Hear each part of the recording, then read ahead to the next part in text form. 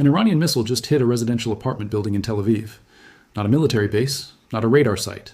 A building where families live, where children sleep, where a man named Doran was standing in his stairwell holding his partner, both of them shaking, when the ceiling above them exploded. And at the exact same moment that missile was in the air, Donald Trump was on television telling the world that Iran is ready to make a deal, that peace is close, that this war is almost over. One of those two things cannot be true. Here is what actually happened in the last 24 hours, and I want you to pay very close attention, because the gap between the official story and the real story has never been wider than it is right now.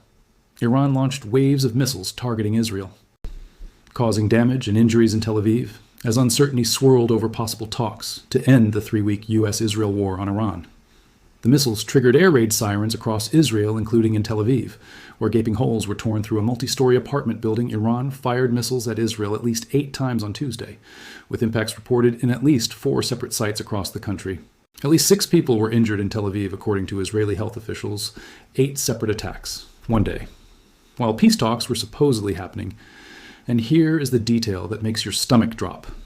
Soon after Trump's announcement of a 5-day pause in strikes on Iranian power plants, meant to create space for diplomacy, the IDF launched a new wave of strikes targeting Iranian regime infrastructure sites in Tehran, including the IRGC's main security headquarters. Trump paused strikes to open a diplomatic window.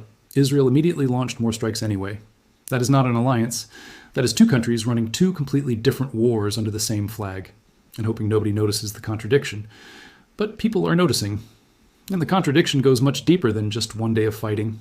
3 days ago, something happened that the mainstream media buried under all the noise about peace talks. Israel's IDF Chief of Staff told reporters that the fight has only just begun, and a military spokesperson confirmed the war is expected to go on for several more weeks. Israel's own generals, not Iran, not some analyst.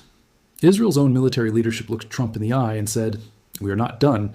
We have objectives that have not been completed, and we need more time to complete them." What objectives? Israeli Defense Minister Israel Katz said the military will take control of South Lebanon all the way to the Litani River, and that all 5 bridges over the Litani used by Hezbollah have already been blown up. A full ground operation in Lebanon, while simultaneously bombing Iran, while simultaneously managing Gaza. Israel is not winding down this war. It is expanding it in 3 directions at once. And the numbers tell you exactly why Israel's generals are nervous about stopping too soon. By the 10th day of the war, Iranian missile and drone attacks had dropped by more than 90%, credited to effective suppression efforts by U.S. and Israeli forces destroying Iranian launchers and missile storage sites. Ukrinform Iran's missile capability has been degraded, but degraded is not destroyed. And every single day that passes without finishing the job is a day Iran uses to hide what remains, to move launchers, to rearm, to come back. Israel watched what happened in every previous round of fighting with Iran's proxies. They always came back. This time, Israel is determined to make sure they cannot. So what exactly is Trump working with on the Iranian side? Here's where the story gets truly surreal. Iran's foreign ministry denied entering negotiations with the U.S., the parliamentary speaker called the talks. Fake news intended to manipulate financial and oil markets and to escape the quagmire in which America and Israel are trapped.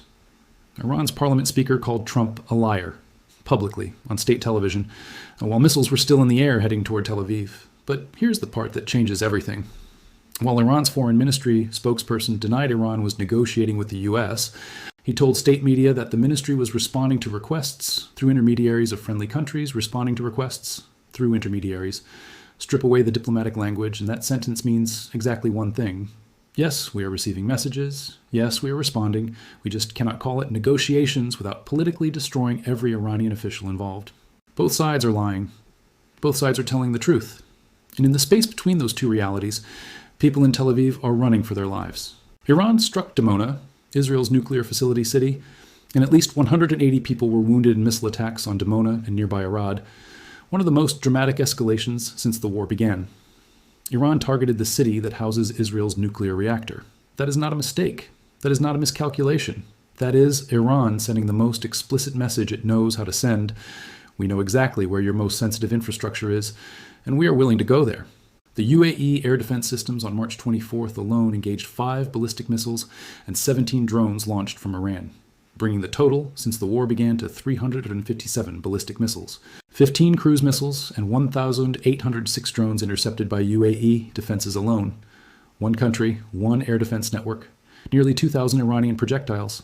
And that is just the UAE. Add Israel, add Saudi Arabia, add Jordan, add Qatar. The total number of Iranian projectiles fired in 25 days is staggering, and Iran is still firing. The White House noted it is now 3 weeks since the start of the Iran war, which the Pentagon and Trump himself predicted would take 4 to 6 weeks.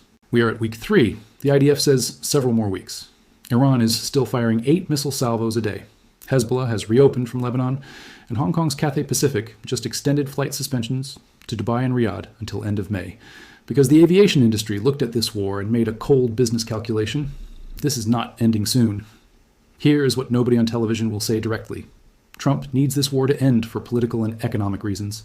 Israel's military needs more time for strategic reasons. Iran needs to keep fighting for survival reasons. The people of Tel Aviv, the people of Tehran, the people of Beirut and Dubai and Riyadh, they are all paying the price for the gap between what powerful men say in press conferences and what actually happens when the missiles leave the launchers. Duran was in his stairwell holding his partner when the ceiling exploded above him. He said, "It was right here, right above us." That man does not care about Trump's 5-day pause. He does not care about back-channel talks in Islamabad. He does not care about 15-point peace plans. He cares about whether the next missile has his name on it. And right now, nobody in any government on earth can promise him that it does not. That is the real story of March 25th, 2026. Not the press conferences, not the social media posts. The missiles are the only honest thing about this war, and they are still flying.